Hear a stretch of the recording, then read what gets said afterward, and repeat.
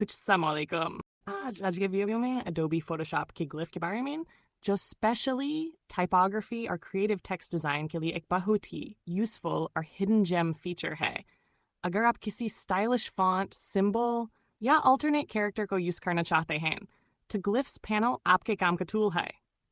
इस पैनल को ओपन करने के लिए विंडो मेन्यू में जाके ग्लिफ्स को सिलेक्ट करें।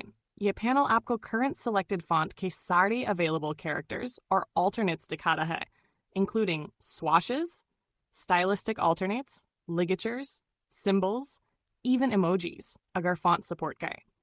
आप सिर्फ किसी character पर डबल क्लिक करें और वो directly आपके text layer में insert हो जाता है। ये feature specially on designers के लिए perfect है जो calligraphy fonts, logo text या creative headings बनाते हैं जहां नॉर्मल कीबोर्ड से टाइप करना पॉसिबल नहीं होता।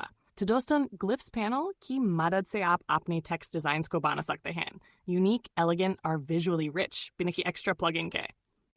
अगर वीडियो पसंद आए तो लाइक, शेयर और सब्सक्राइब करना न भूलें। मिलते हैं अगले डिजाइन ट्यूटोरियल में डिजाइन चेस्ट के साथ।